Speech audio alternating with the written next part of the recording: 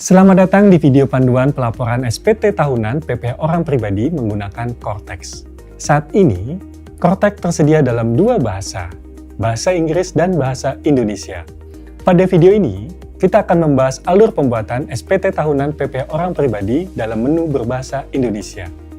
Sebagai perhatian, informasi yang disampaikan pada media ini dapat berubah sesuai dengan pengembangan sistem dan ketentuan perpajakan terbaru. Tutorial ini ditujukan bagi wajib pajak orang pribadi yang memiliki penghasilan hanya dari kegiatan usaha dengan omset tidak melebihi dari 4,8 miliar setahun. Jika kawan pajak juga memiliki sumber penghasilan lainnya, seperti penghasilan sebagai pegawai, pekerja bebas, atau penghasilan dalam negeri serta luar negeri, silakan dapat menyimak video panduan lainnya pada channel YouTube @Dijen-Pajak-RI. Berikut merupakan 3 tahap dalam melaporkan SPT tahunan PPh Orang Pribadi. 1. Siapkan dokumen pendukung. 2. Login dan buat konsep SPT tahunan. 3. Mengisi dan menyampaikan SPT tahunan. Tahapan pertama, persiapan dokumen. Pada tahap pertama ini, silakan kawan pajak mempersiapkan dokumen pendukung yang dibutuhkan untuk melaporkan SPT tahunan orang pribadi, seperti daftar peredaran usaha dalam 1 tahun, bukti pemotongan atau pemungutan PPh dari lawan transaksi, daftar harta atau aset dan utang yang dimiliki, serta daftar anggota keluarga dan tanggungan. Tahapan kedua, login dan buat konsep SPT tahunan. Untuk login ke aplikasi Cortex, silakan kawan pajak kunjungi laman cortexdjp.pajak.go.id. Kemudian, pada laman login, silakan isikan NPWP 16 digit orang pribadi, dilanjutkan dengan menuliskan kata sandi dan kode keamanan, lalu klik login. Saat ini, kawan pajak telah berhasil login pada portal wajib pajak. Sebelum membuat konsep SPT tahunan orang pribadi, pastikan kawan pajak telah membuat kode otorisasi agar dapat melakukan penandatanganan SPT secara elektronik. Jika belum pernah membuat, silakan ikuti panduan memperoleh kode otorisasi DJP pada channel YouTube @Dijen-Pajak-RI. Untuk melakukan pelaporan SPT tahunan orang pribadi, silakan kawan pajak pilih modul Surat Pemberitahuan SPT. Kemudian, pilih menu Surat Pemberitahuan SPT. Pada bagian konsep SPT, silakan kawan pajak klik Buat Konsep SPT. Selanjutnya, silakan pilih PPh Orang Pribadi, kemudian klik Lanjut. Kemudian, silakan kawan pajak memilih jenis periode dengan cara pilih SPT tahunan dan dilanjutkan dengan memilih periode dan tahun pajak sesuai dengan tahun pajak yang akan dilaporkan. Kemudian, klik Lanjut. Berikutnya, pilih model SPT. Silakan kawan pajak pilih normal apabila SPT tahunan baru pertama kali dibuat. Dilanjutkan dengan klik Buat Konsep SPT. Pada konsep SPT, akan terbentuk SPT tahunan orang pribadi sesuai dengan tahun pajak yang dibuat. Untuk melakukan pengisian SPT, silakan kawan pajak klik ikon pensil untuk mengisi SPT tahunan orang pribadi. Sistem akan menampilkan tampilan awal SPT tahunan orang pribadi, yaitu halaman induk dan lampiran. Tahapan ketiga, mengisi dan menyampaikan SPT tahunan. Pada video tutorial ini, kawan pajak akan mengisi SPT tahunan dimulai dari halaman induk, dilanjutkan dengan mengisi lampiran SPT tahunan. Mengisi halaman induk SPT.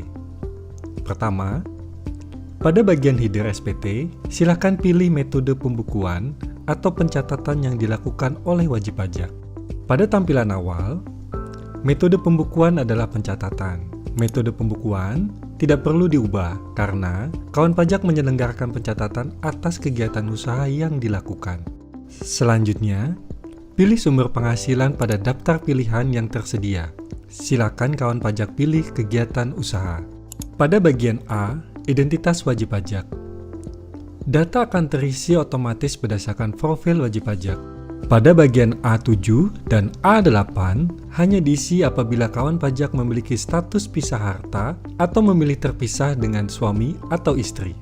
Dalam video panduan ini, kita akan melakukan pengisian SPT tahunan wajib pajak orang pribadi yang memiliki penghasilan dari kegiatan usaha dengan omset di bawah 4,8 miliar setahun. Pada bagian B, ikhtisar penghasilan neto, angka 1A, pilih tidak jika kawan pajak hanya menerima penghasilan dari kegiatan usaha.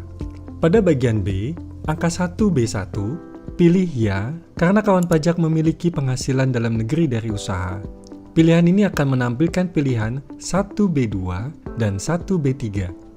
Pada bagian B angka 1B2, pilih ya, saya termasuk wajib pajak orang pribadi yang memiliki peredaran bruto tertentu yang dikenakan pajak bersifat final. Sistem akan menampilkan lampiran 3B bagian A yang harus diisi oleh kawan pajak. Pada bagian B angka 1B3, pilih tidak karena pada ilustrasi ini hanya menerima penghasilan dari usaha yang dikenakan pajak bersifat final dan tidak menyelenggarakan pembukuan. Pada bagian B angka 1B5 akan ditampilkan jumlah penghasilan neto dari usaha. Bagi kawan pajak yang memiliki penghasilan dengan bruto tertentu, jumlah pada baris ini tetap 0 karena hanya memperhitungkan penghasilan bruto dari kegiatan usaha saja. Pada bagian B angka 1C, pilih tidak jika kawan pajak hanya menerima penghasilan dari kegiatan usaha. Pada bagian B angka 1D, pilih tidak jika kawan pajak hanya menerima penghasilan dari kegiatan usaha. Pada bagian C, perhitungan pajak terutang. Jumlahnya akan terisi otomatis berdasarkan isian dari bagian B. Untuk wajib pajak yang memiliki penghasilan bruto tertentu yang hanya menerima penghasilan dari kegiatan usaha, bagian ini hanya akan berjumlah 0. Kawan pajak memilih tidak pada bagian C angka 3 dan 8, serta memilih penghasilan tidak dikenakan pajak berdasarkan kondisi awal tahun kawan pajak. Pada bagian D, kredit pajak, angka 10A, dimungkinkan kawan pajak bertransaksi dengan pihak yang telah ditunjuk sebagai pemotong atau pemungut pajak penghasilan, serta mendapat bukti potong PPh final. Atas bukti potong tersebut, tidak perlu diinput pada bagian ini, namun akan masuk langsung ke bagian 3B bagian A. Pada ilustrasi ini, silakan kawan pajak memilih tidak untuk angka 10A. Pada bagian D, angka 10B dan 10C terkait dengan angsuran dan surat tagihan pajak untuk PPh pasal 25. Kawan pajak tidak terkait dengan pengisian ini dan dapat dilewati ke pilihan berikutnya. Pada bagian D, angka 10D, pilih tidak jika kawan pajak hanya menerima penghasilan dari kegiatan usaha. Pada bagian E, PPh kurang atau lebih bayar, menampilkan hasil penjumlahan otomatis dari bagian sebelumnya. Bagi kawan pajak yang memperhitungkan PPh finalnya hanya berdasarkan penghasilan bruto dari kegiatan usaha, pada bagian ini akan terisi 0, sehingga angka 11A, 11B, dan 11C dapat dilewati pengisiannya. Bagian F, pembetulan, hanya diisi jika model SPT tahunan adalah pembetulan. Pada bagian G, permohonan pengembalian PPh lebih bayar. Karena kawan pajak menggunakan perhitungan pajak penghasilan bruto tertentu, silakan lanjut ke tahap berikutnya. Pada bagian H, angsuran PPh pasal 25 tahun berikutnya. Karena kawan pajak menggunakan perhitungan pajak penghasilan bruto tertentu, silakan kawan pajak menjawab tidak di bagian H, angka 13A, 13B, dan 13C. Pada bagian I, pernyataan transaksi lainnya, angka 14A, harta merupakan isian wajib pajak pada SPT tahunan orang pribadi. Pengisiannya akan berada pada lampiran L1 bagian A. Pada bagian I, angka 14B, pilih ya. Karena pada ilustrasi ini, kawan pajak memiliki utang. Kawan pajak akan diminta untuk mengisi lampiran L1 bagian B. Pada bagian I angka 14C, pilih ya. Kawan pajak memiliki penghasilan dari usaha yang dikenakan PPh final. Kawan pajak akan diminta untuk mengisi lampiran L2 bagian A. Pada bagian I angka 14D, pilih tidak jika kawan pajak hanya menerima penghasilan dari kegiatan usaha. Pada bagian I, angka 14E dapat dilewati karena bagian ini hanya aktif bagi wajib pajak dengan metode pembukuan. Pada bagian I, angka 14F, pilih tidak jika kawan pajak hanya menerima penghasilan dari kegiatan usaha. Pada bagian I, angka 14G, pilih tidak jika kawan pajak hanya menerima penghasilan dari kegiatan usaha. Pada bagian I, angka 14H akan menampilkan jumlah kelebihan PPh final atas penghasilan dari usaha dengan peredaran bruto tertentu yang dapat diminta pengembalian berdasarkan isian pada lampiran 3B bagian A. Pengembalian atas kelebihan setor dan potongan bagi PPh final diajukan melalui pengembalian pajak yang seharusnya tidak terutang. Pada bagian J, lampiran tambahan.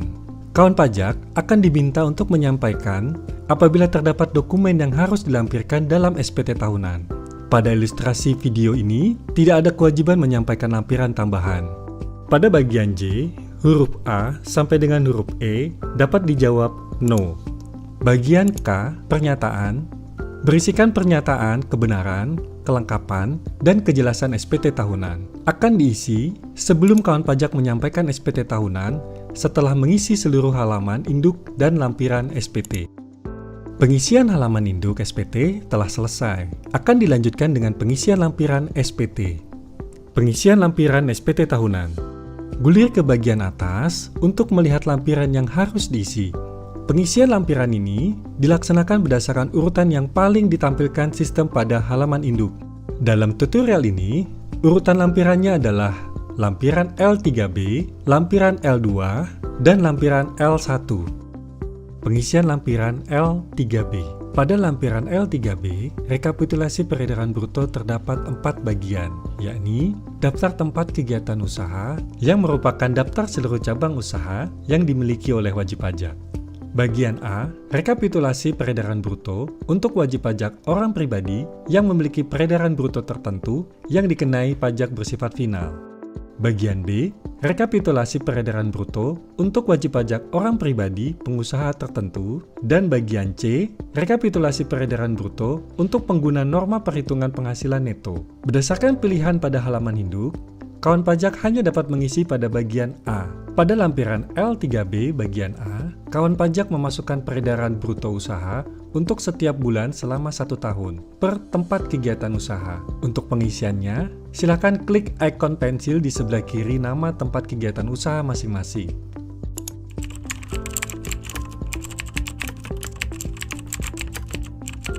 Jika sudah lengkap dan sesuai, klik simpan. Setelah pengisian peredaran bruto selesai, kawan pajak dapat memeriksa kembali beberapa hal. Pertama, apakah omset yang dimasukkan sudah melewati batas peredaran bruto yang tidak dikenakan PPh final, yaitu penghasilan bruto sampai dengan 500 juta dalam 1 tahun. 2. Apakah data penyetoran yang ditampilkan oleh sistem sudah benar? 3. Kawan pajak dapat memasukkan nilai PPh final yang telah dipotong atau dipungut oleh pihak lain berdasarkan data bukti potong atau bukti pungut yang diterima. Apabila terdapat selisih kekurangan penyetoran PPh final setiap bulan, silakan kawan pajak menyetor kekurangan PPh final tersebut dengan melakukan penyetoran mandiri sebelum menyampaikan SPT tahunan. Namun, jika terdapat selisih kelebihan penyetoran atau pemotongan, total selisih kelebihan penyetoran atau pemotongan akan ditampilkan pada halaman induk bagian I angka 14H dan dapat mengajukan permohonan pengembalian pajak yang seharusnya tidak terutang pada modul pembayaran. Pengisian lampiran L2. Pada lampiran L2 terdapat 3 bagian, yakni bagian A, penghasilan yang dikenakan pajak yang bersifat final. Bagian B, penghasilan yang tidak termasuk objek pajak. Bagian C, penghasilan neto luar negeri.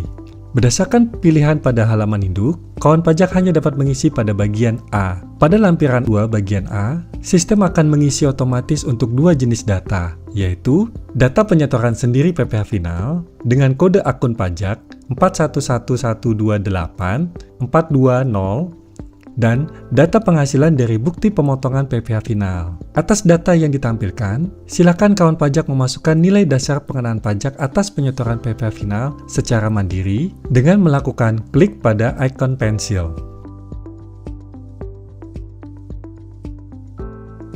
Pengisian lampiran L1. Lampiran L1 merupakan lampiran yang otomatis muncul pada SPT tahunan orang pribadi yang terdiri atas 5 bagian, yaitu bagian A, harta pada akhir tahun pajak. Bagian B, utang pada akhir tahun pajak. Bagian C, daftar anggota keluarga yang menjadi tanggungan. Bagian D, penghasilan neto dalam negeri dari pekerjaan. Bagian E, daftar bukti pemotongan atau pemungutan PPh. Dalam ilustrasi ini, kawan pajak hanya mengisi lampiran L1 pada bagian A, B, dan C. Pada lampiran L1 bagian A, sistem akan mengisi otomatis data harta berdasarkan SPT tahunan orang pribadi pada tahun pajak sebelumnya. Silakan kawan pajak cek posisi harta pada akhir tahun pajak pelaporan. dan lengkapi data yang sudah ada, atau dapat menghapus data harta yang sudah tidak dimiliki atau dikuasai. Pada lampiran L1 bagian B, sistem akan mengisi otomatis data utang berdasarkan SPT tahunan orang pribadi tahun pajak sebelumnya. Silakan kawan pajak cek posisi saldo utang di akhir tahun pajak pelaporan dan melengkapi data yang sudah ada atau dapat menghapus data utang yang sudah tidak dimiliki. Pada lampiran L1 bagian C, sistem akan mengisi otomatis data keluarga berdasarkan data pihak terkait pada akun wajib pajak khusus yang termasuk dalam kategori tanggungan. Apabila datanya tidak sesuai, kawan pajak dapat melakukan perubahan data pada submenu perubahan data informasi umum dan pihak terkait di halaman profil wajib pajak. Pengisian lampiran sudah selesai. Silakan kawan pajak kembali ke halaman induk untuk submit SPT tahunan orang pribadi. Pada bagian K, pernyataan. Silakan kawan pajak centang pernyataan bahwa SPT tahunan yang telah diisi sudah benar, lengkap, dan jelas. Silakan klik bayar dan lapor. Akan muncul notifikasi sebagai berikut. Selanjutnya, silakan kawan pajak menandatangani SPT tahunan secara elektronik. Pada bagian penyedia tanda tangan, pilih kode otorisasi DJP. Selanjutnya, masukkan paspres kawan pajak, lalu klik simpan, dan dilanjutkan dengan klik konfirmasi tanda tangan. Status SPT tahunan akan otomatis menjadi dilaporkan. Hal ini dikarenakan penyetoran PPh final telah dilaksanakan sebelum SPT tahunan dikirim. Kawan pajak dapat melihat bukti pelaporan SPT tahunan PPh orang pribadi pada submenu SPT dilaporkan. Selamat! Kawan pajak telah berhasil melaporkan SPT tahunan PPh orang pribadi melalui Cortex. Jika kawan pajak masih memerlukan bantuan, silakan kunjungi www.pajak.go.id, hubungi Kering Pajak 1500200, dan subscribe channel YouTube @Dijen-Pajak-RI untuk menyimak video panduan lainnya. Pajak tumbuh, Indonesia tangguh.